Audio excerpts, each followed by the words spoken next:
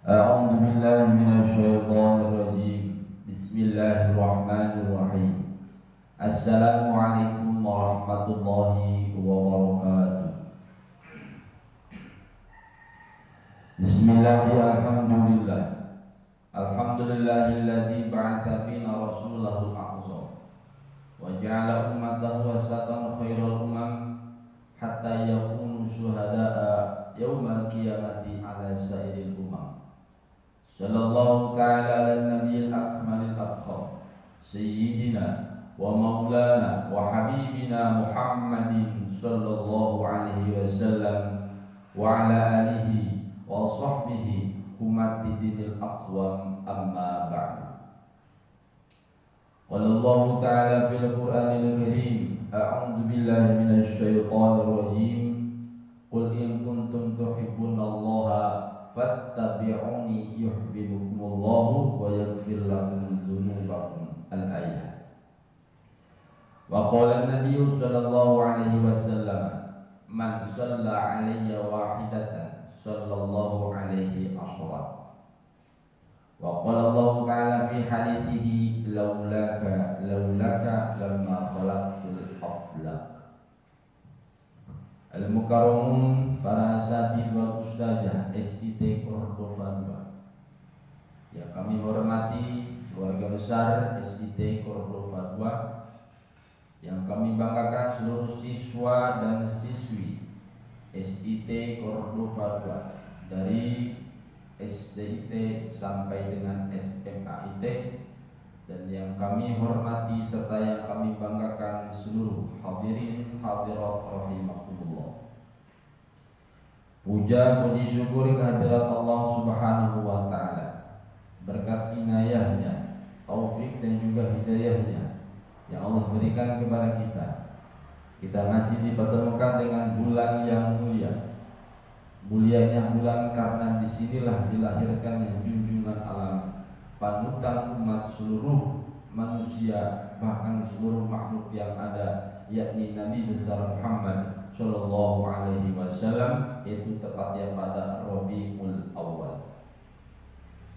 Salawat dan salam semoga tetap tercurah limpahkan ke junjungan alam Nabi besar Muhammad Sallallahu Alaihi Wasallam yang menjadi panutan bagi umatnya hingga akhir zaman. Para hadirin rahimakumullah, berkenaan dengan bulan yang kita pijak pada saat ini, yaitu bulan di mana dilahirkannya panutan alam, figur seluruh manusia.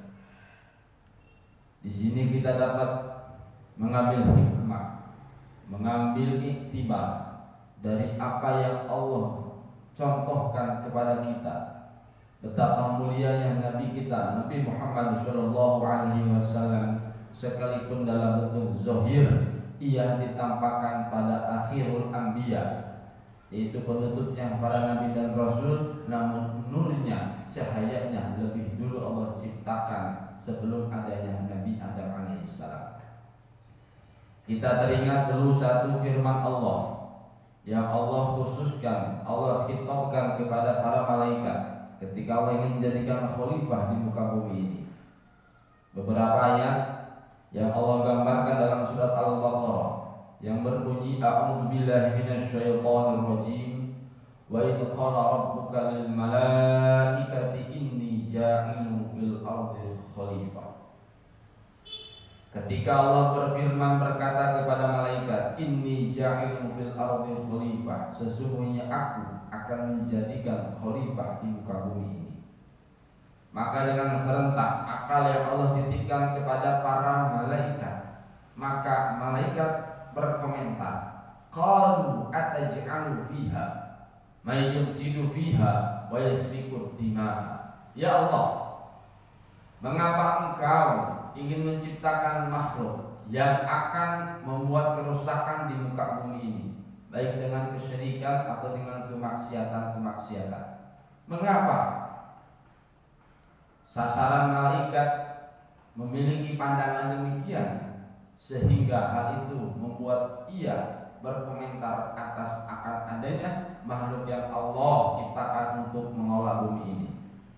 Karena memang pada sebelum adanya Nabi Adam alaihissalam, terlebih dahulu Allah sudah menciptakan Banul Jan, yaitu golongan jin-jin untuk mengelola bumi ini. Namun sayangnya mereka adalah makhluk-makhluk yang mayyufsidu fiha, yang membuat kerusakan di muka bumi ini, bahkan wa yasfiku dima'a, dan makhluk-makhluk jin-jin yang sampai yaitu menumpahkan darah di antara mereka. Mungkin inilah alasan malaikat khawatir jika Allah menciptakan bentuk manusia yang serupa dengan jin, maka pekerjaannya serupa dengan pula jin yang lebih dulu Allah ciptakan. Bagaimana komentar Allah? Sebelum itu, wa nahnu nusabbihu bihamdika wa nuqaddisulah. Seakan-akan malaikat berkomentar, kenapa tidak kami saja yang kami tugasnya adalah nusabbihu, memuji kepadamu, wa nuqaddisulah, dan juga mensucikan akan zatnya. Malaikat yang tidak diberikan nafsu, hanya akal yang Allah titipkan kepada mereka. Mereka pun jika Allah tugaskan untuk mengelola bumi ini, mereka pasti akan siap. Namun bagaimana? Wa qala inni a'lamu ma la ta'lamun. Namun Allah berfirman atau menjawab, inni a'lamu ma la ta'lamun. Hai malaikat, sesungguhnya aku lebih tahu dari apa yang belum kamu ketahui. Atas dasar makhluknya malaikat, maka malaikat pun sumuhun, malaikat pun tunduk kepada apa yang Allah jawab, kepada apa yang Allah perintahkan. Mengapa demikian? Karena Allah menitipkan keilmuan kepada Nabi Adam, terlebih kepada nama-nama benda yang ada di dalam surga. Ayat selanjutnya berbunyi, wa 'allama Adam al-asma'a kullaha thumma 'aradahum 'alal malaikah. Inilah cara Allah untuk membuktikan bahwa makhluk Adam yang Allah ciptakan ini pasti berbeda dengan jin. Kenapa? Wa 'allama, karena Allah telah menitipkan ilmu kepada Nabi Adam al-asma'a, tentang nama-nama yang ada dalam surga. Adam ini namanya buah apel, ini namanya buah mangga, ini namanya buah anggur, ini semua nama benda-benda yang ada di surga. Lalu summa Allahu 'alal malaikah, lalu Allah menghadap kepada malaikat, faqala anbi'uni bi asma'iha ulai in kuntum shadiqin. Hai malaikat, jika engkau merasa benar, maka beritahulah kepadaku tentang nama-nama yang ada di surga ini. Malaikat yang tidak Allah bekali terlebih dahulu akan keilmuannya, mereka langsung berkata, qalu subhanaka la ilma lana illa ma 'allamtana innaka antal alimul hakim. Ya Allah, Maha suci Engkau, la ilma lana, tiada pengetahuan bagi kami, illa ma 'allamtana, kecuali Engkau yang memberikan pengetahuan itu kepada kami. Innaka antal alimul hakim, sesungguhnya Engkau adalah zat yang maha mengetahui lagi maha bijaksana. Disinilah kelebihan Adam yang Allah titipkan ilmu berupa mengetahui nama-nama benda yang ada dalam surga, bahkan memberitahukannya kepada para malaikat. Qala ya Adam ambihum bi asma'ihim. Hai Adam, kata Allah, beritahulah kepada malaikat tentang nama-nama ini. Falamma bahu bi asma'ihim qala alam aqul lakum inni a'lamu ghaibas samawati wal ardh wa a'lamu ma tubduna wa ma kuntum taktumun. Ketika Adam memberitahukan tentang nama-nama benda yang ada dalam surga kepada para malaikat, maka Allah langsung berfirman, alam aqul lakum inni a'lamu ghaibas samawati wal ardh. Tidakkah aku pernah berucap bahwasanya aku adalah zat yang maha mengetahui yang ghaib, baik di langit ataupun di bumi, wa a'lamu ma tubdun, dan mengetahui apa yang kau tampakkan, bahkan wa ma kuntum taktumun, dan yang engkau sembunyikan. Disinilah kelebihan Nabi Adam alaihissalam. Apa kaitannya tentang Nabi Adam dengan kekasih kita, dengan junjungan kita, dengan tema pada saat kali ini? Inilah yang akan saya kaitkan. Ayat selanjutnya berbunyi, wa idh qulna lil malaikati isjudu li Adam fasajadu. Ketika malaikat sudah mengetahui akan kelebihan Nabi Adam, dan itu atas dasar ilmu yang Allah titipkan kepada Adam, maka Allah berfirman kepada malaikat, usjudu li Adam. Hei para malaikat, sujudlah engkau semuanya kepada Adam. Maka malaikat pun fasajadu, sujudlah semua malaikat kepada Adam atas dasar perintah Allah, tidak semena-mena untuk menyembah kepada manusia. Karena ini perintah sujud adalah datangnya dari Allah Subhanahu wa ta'ala. Mulai kita mengkaitkan tentang beberapa kaul ulama yang Allah berikan kepada sebagian ulama, bagaimana mereka para malaikat sujud kepada Adam. Dikatakan qala ba'duhum min ba'dil tawil. Sebagian ulama dari ahli sirah atau ahli sejarah mengatakan, tanaqqala nurul mustafa sayyidil basar ila zuhri Adam kana adwa'a minal qamar. Nurnya Nabi kita Muhammad sallallahu alaihi wasallam itu berpindah-pindah ila zuhri Adam, kepada punggungnya Nabi Adam. Kana adwa'a minal qamar, bahwa punggungnya Nabi Adam yang dititipkan nurnya Nabi kita Muhammad sallallahu alaihi wasallam adwa'a minal qamar, itu lebih bersinar daripada bulan purnama. Betapa kita tidak eloknya melihat keindahan bulan purnama yang amat mencerahkan kegelapan malam, namun cerah tersebut masih tidak ada apa-apanya bila dibandingkan dengan nurnya Nabi Muhammad sallallahu alaihi wasallam yang Allah tempelkan pada zuhr atau punggungnya Nabi Adam. Wa kana yara al-amlak ta'ti minas sama' wa tasjudu ijlalan ila bari suwar. Nabi Adam melihat para malaikat datang dari langit, wa tasjudu ijlalan ila bari suwar, dan mereka malaikat itu sujud menghormati kepada zat yang menciptakan bentuk. Seakan-akan mereka bersujud kepada Adam namun lewat punggungnya. Akan mengetahui tentang kemuliaan Adam dari ilmu yang Allah titipkan, maka seketika Nabi Adam memohon kepada Allah untuk apa? Wa qala ilahi dzalika nur man yakun fa inni ara al-amlak ta'ti lahu zumara. Ya Allah, ya Tuhan kami, siapakah nur itu yang aku melihat malaikat-malaikat datang berbondong-bondong itu ke punggungku? Maka Allah berfirman atau berkata, faqala lahu ar-Rahman nura Muhammadin sallallahu alaihi wasallam man ikhtartuhu min sayril badwi wal qadar. Kata Allah, itu adalah nur kekasihku, nur pujanggaanku, nurnya Habibi Nabi Muhammad sallallahu alaihi wasallam yang telah aku pilih dari semua yang tampak ataupun yang gaib. Maka seketika Nabi Adam, karena para malaikat sujudnya itu melalui punggungnya Nabi Adam, maka Nabi Adam memohon, faqala lahu ya Rabbi inni uridu ayyakuna amami kai amta'a bin nazari. Ya Allah, aku ingin sekali melihat daripada keindahan nur tersebut di depanku, kai amta'a bin nazari, supaya saya bisa mengambil kenikmatan dengan melihat nur Nabi engkau Nabi Muhammad sallallahu alaihi wasallam. Lalu Allah memindahkan dari punggungnya Nabi Adam kepada jarihi, kepada jidatnya, kepada tatangnya, kepada apa namanya ini, keningnya Nabi Adam. Maka Nabi Adam pun melihat malaikat itu sujud kepada Nabi Adam atas kemuliaan nurnya kanjeng Nabi dan merupakan perintah dari Allah Subhanahu wa ta'ala. Namun masih belum terlihat akan nurnya kanjeng Nabi kita Muhammad sallallahu alaihi wasallam yang tertempel dalam telinga Nabi Adam.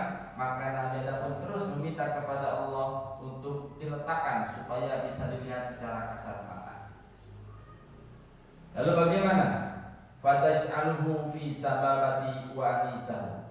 Lalu Allah menjadikan nur tersebut fi sababati, di telunjuknya Nabi Adam. Dalam telunjuk kanan yang Allah berikan kepada Adam, disinilah Allah tempelkan nurnya Nabi kita Muhammad sallallahu alaihi wasallam, Abu Bakr bil Wusta wa fi Musari Umar. Di jari tengahnya ada Sayyid Abu Bakar, jari manisnya ada Sayyid Umar, jari kelingkingnya ada Sayyidina Utsman, dan ibu jarinya ada Sayyidina Ali bin Abi Thalib. 5 jari kita ternyata lengkap dengan adanya Nabi Muhammad SAW dan 4 sahabat sebagai julukan Khulafaur Rasyidin, yaitu para khalifah yang amat cerdas yang tertempel dalam 4 jari kita selain yang telunjuk. Inilah tanda di mana curug kita gunakan untuk bertauhid ketika kita tahiyat akhir, at-tahiyatul mubarakatus shalawatut thayyibatu lillah. Assalamu alayka ayyuhan nabi wa rahmatullahi wa barakatuh. Assalamu alayna wa ala ibadillahi sholihin. Asyhadu an la ilaha illallah. Kita mulai menunjuk akan kekuasaan Allah ketika kita mengucapkan tauhid dengan telunjuk yang Allah titipkan. Nur Nabi kita itu ada pada telunjuknya Nabi Adam alaihissalam. Inilah awal mula bagaimana para malaikat itu sujud kepada Nabi Adam, karena memang Allah titipkan nur Nabi kita dimulai dari punggungnya ke keningnya sampai kepada sababah. Dari sababah berpindah kepada Siti Hawa. Siti Hawa nanti lahirlah Syis, putra antara Adam dan Hawa. Nabi Syis bersinar wajahnya karena di sana adanya nur Nabi kita Muhammad sallallahu alaihi wasallam. Terus berpindah dari tempat yang mulia Nabi Nuh, pindah lagi sampai ke Nabi Ibrahim, Nabi Ismail, Nabi Musa, Nabi Harun, terus sampai kepada Abdul Muttalib, sampai kepada Abdullah, sampai kepada Aminah, dan nanti akan lahirnya nur Nabi kita sampai kepada hakikatnya. Walamma aradallahu ta'ala ibraza haqiqatihil Muhammadiyah. Ketika Allah ingin menciptakan, ketika Allah ingin menampakkan ibraza haqiqatihil Muhammadiyah, akan hakikatnya tentang Nabi Muhammad sallallahu alaihi wasallam, wa izharahu ismahu wa ruham li suratihi wa makna. Dan Allah akan menampakkan jisman, jisimnya Kanjeng Nabi, waruhan, dan ruhnya Kanjeng Nabi, yusuratihi wa makna, dengan bentuk yang amat sempurna. Nanti kita akan mengetahui sebelum lahirnya Nabi itu bagaimana respon daripada seluruh makhluk, bagaimana keadaan muka bumi ini, bagaimana keadaan daripada hewan-hewan, yang bahkan dalam kajian kitab kita kali ini, yaitu kitab Al-Zanzi yang dikarang oleh Sayyid Ja'far bin Hasan bin Abdul Karim Al-Barzanzi. Beliau mengatakan, wa tabasharat uhusul masyariq wal magharib wa dawabuhal bahriyah. Beliau mengatakan bahwa wa tabasharat uhusul masyariq wal magharib wa dawabuhal bahriyah. Ketika Nabi akan lahir ke alam dunia ini, maka itu hewan binatang liar timur, hewan binatang liar barat saling bertemu. Wadawabuhal bahriyah, bahkan binatang lautan itu pun saling bertemu. Mereka berucap, mereka membicarakan akan adanya sesosok manusia yang lahir dalam dunia ini, yang mana lahirnya beliau sangat dinanti oleh seluruh bentuk makhluk, baik makhluk hidup dari manusia, hewan ataupun tumbuhan. Tidak cukup itu, wala taqat bihamlihi kullu dapat bil Quraisy min sahih al-sunil arabiyah. Bahkan wala taqat bihamlihi kullu dapat, seluruh binatang merata untuk miliknya Quraisy itu nataqat, berbicara. Bihamlihi, ketika Nabi dikandung bifisahil al-sunil arabiyah, menggunakan lisan bahasa Arab yang fasih. Kita bayangkan hewan yang rata aja itu bisa berbicara bahasa Arab ketika Nabi mulai dikandung dalam kandungannya Siti Aminah. Ini artinya apa? Allah menunjukkan akan kemuliaan Nabi kita, menunjukkan kemuliaannya diantaranya melalui para hewan yang bisa berbicara dengan bahasa Arab. Kita mungkin aneh kalau ada orang ngomong bahasa Arab, anak ente, kita mungkin aneh. Tapi mungkin karena kemuliaan Nabi kita, itu apapun tidak menjadi mustahil, karena Allah akan menampakkan akan kemuliaan, keluhuran tentang sesosok makhluk yang paling agung yang memperoleh gelar Habibullah, kekasih Allah. Dia adalah Nabi Muhammad Sallallahu Alaihi Wasallam. Tidak cukup itu, bahkan wakusiyatil ardu ba'da tuli jadiha minan nabati hulalan sundusiyah. Bumi yang awalnya tandus, bumi yang awalnya kering, ketika mulai akan dilahirkannya Nabi, maka mulai bumi itu membasah. Bumi itu mulai adanya tanaman-tanaman minan nabati, dari tanaman-tanaman, dari tumbuh-tumbuhan, sehingga mereka seakan-akan senang akan dilahirkannya Nabi besar Muhammad Sallallahu Alaihi Wasallam. Gambaran tentang masalah bagaimana keadaan Siti Aminah ketika mengandung Nabi kita Muhammad Sallallahu Alaihi Wasallam. Dikatakan dalam Syaraful Anam bahwa ia setiap bulannya didatangi oleh para nabi sebelumnya. Dikatakan dalam bulan pertama dikatakan ia didatangi oleh Nabi Adam alaihissalam. Bulan kedua dalam kandungannya didatangi oleh Nabi Idris alaihissalam. Malah di bulan ketiganya datangi oleh Nabi Nuh alaihissalam. Bulan keempatnya Nabi Ibrahim alaihissalam. Bulan kelimanya Nabi Ismail alaihissalam. Bulan keenamnya Nabi Musa. Ketujuh Nabi Daud. Kedelapan Nabi Sulaiman. Dan kesembilan Nabi Isa alaihi wassalam. Seakan-akan mereka mendatangi kepada mimpinya Siti Aisyah, kepada mimpinya Siti Aminah yang menjadi ibunda Nabi besar Muhammad Sallallahu Alaihi Wasallam, dan selalu berucap bahwa engkau Aminah akan melahirkan sesosok manusia yang kami nanti, sesosok putusan yang akan memberikan syafaatul uzma nanti di hadapan Allah Subhanahu Wa Taala. Itu adalah nanti terlahir daripada rahim. Maka Aminah pun ketika akan nanti melahirkan seakan-akan tidak memperoleh rasa sakit, tidak memperoleh rasa nyeri, mulai dia dalam kandungan sampai nanti akan melahirkan Nabi kita Muhammad Sallallahu Alaihi Wasallam. Ini diantaranya bagaimanakah tentang keistimewaannya Nabi kita Muhammad Sallallahu Alaihi Wasallam sebelum Allah terjunkan dalam dunia ini.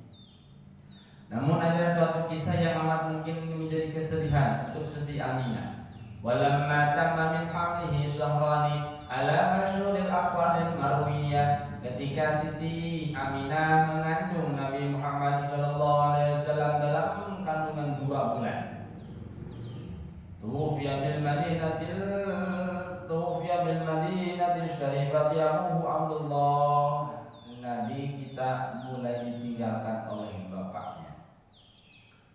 Seorang bapak yang bernama Abdullah bin Abdul Muttalib bin Hashim bin Abdi Manaf bin Qusay bin Kilab bin Murrah bin Ka'ab bin Lu'ay bin Ghalib bin Fihir bin Malik bin Nadar bin Kinanah bin Huzaimah bin Mudrikah bin Ilyas bin Mudar bin Nizar bin Ma'ad bin Adnan, bahwa Abdullah wafat ketika usia kandungan Nabi kita itu adalah 2 bulan.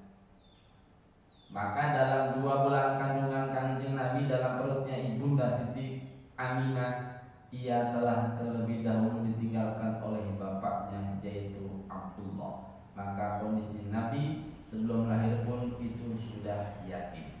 Masya Allah, innalillahi wa inna ilaihi raji'un. Ketika Siti Aminah mengandung terus 2 bulan sampai 4 bulan, 7 bulan, 8 bulan, walamma tamma min hamlihi ala rajiti 1 asyhurin qamariyah, ketika mulai Siti Aminah mengandung Nabi kita Muhammad sallallahu alaihi wasallam dalam usia 9 bulan, wa ana lizzamani ayyam jali anhu shalat, maka seketika itu rasa dahaga para penanti pujangga, para penanti figur umat, itu dahaga yang mereka rasakan seakan-akan hilang. Tidak cukup hal itu, bahkan ada kisah di mana para tumbuhan atau buah-buah yang awalnya mentah itu semua jadi matang. Bahkan yang matang pun itu mendekat kepada orang yang akan melahapnya. Ini bukti bagaimana mereka tumbuhan pun senang akan lahirnya Nabi kita Muhammad sallallahu alaihi wasallam. Tidak cukup hal itu pula, bahwa kita kenal Abu Lahab sebagai pamannya Kanjeng Nabi.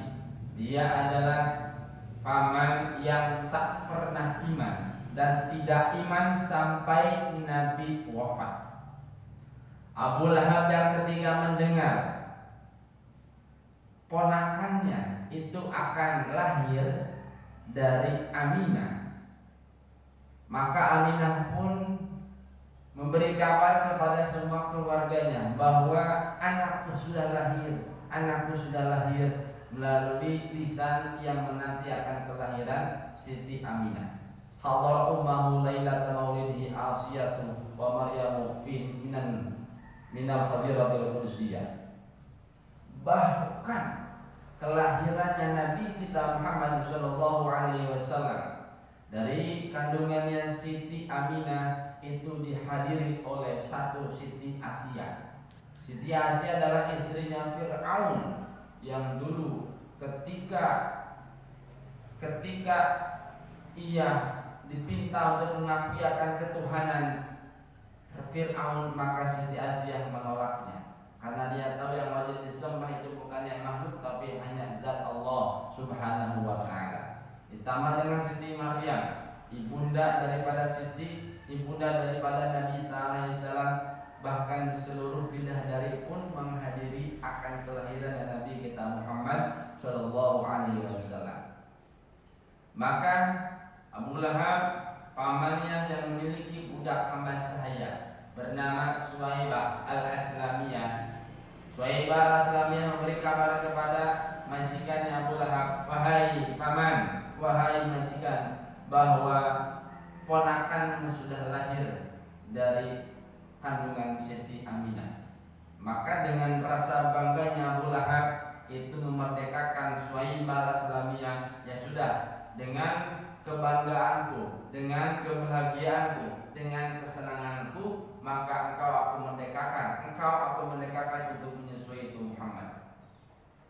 Maka Abu Lahab saja yang sudah jelas tidak imannya kepada Allah dan Nabi Muhammad SAW, dia ketika dalam mimpi, nanti dikisahkan oleh Said Abbas dalam mimpinya setelah setahun Abu Lahab itu wafat.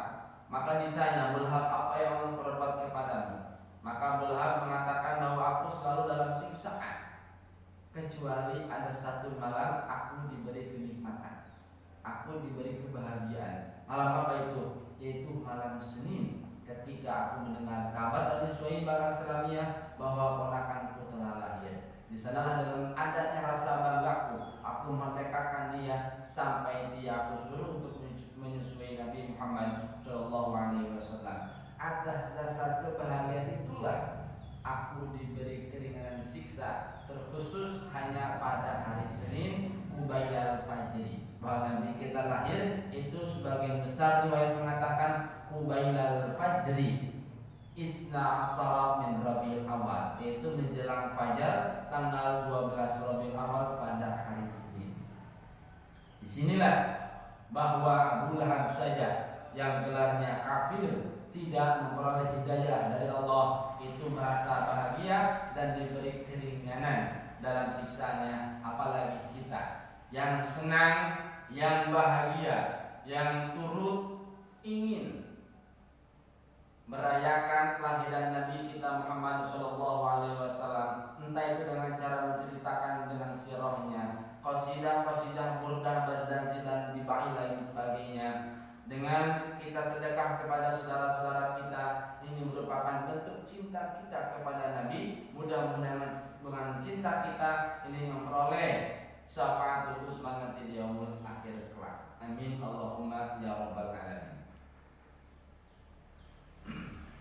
Para hadirin jamaah rahimakumullah, sebelum kita tutup pada materi tentang kemuliaan akan lahirnya Nabi besar Muhammad SAW, terlebih dahulu akan saya uraikan tentang satu prakata yang disenandungkan oleh kakeknya Nabi kita, yaitu Sayyid Abdul Muttalib, di mana beliau menjadi seorang pemuka bagi tatanan Quraisy, atau dikatakan sebagai mungkin penjaga Ka'bah.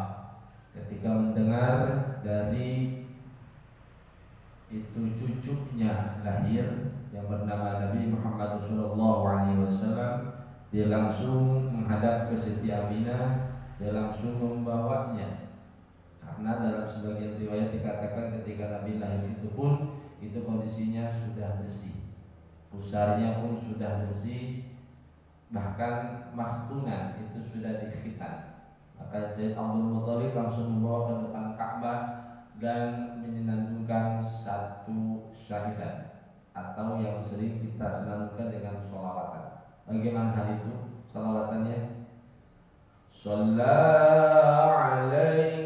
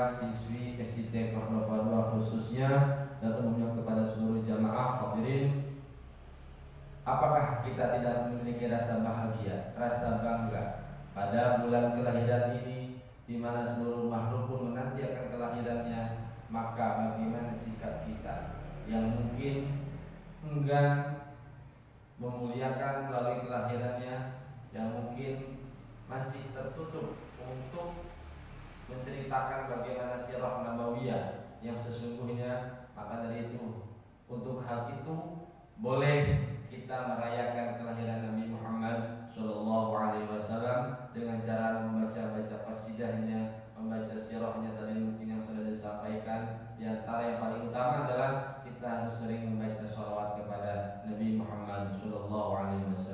Sallallahu ala Muhammad, sallallahu ala Muhammad, sallallahu ala Muhammad. Para hadirin rahimakumullah, mungkin ini yang bisa saya sampaikan. Sekalipun mungkin sedikit kita bercerita tentang bagaimana mulianya kelahiran Nabi kita dari awal, dari Nabi Adam sampai dengan lahir ke alam dunia ini. Sebenarnya masih banyak hal yang perlu dibahas sampai ia diutus menjadi Rasul, namun karena waktu yang mungkin perlu dicukupkan, insya Allah pada kesempatan kita akan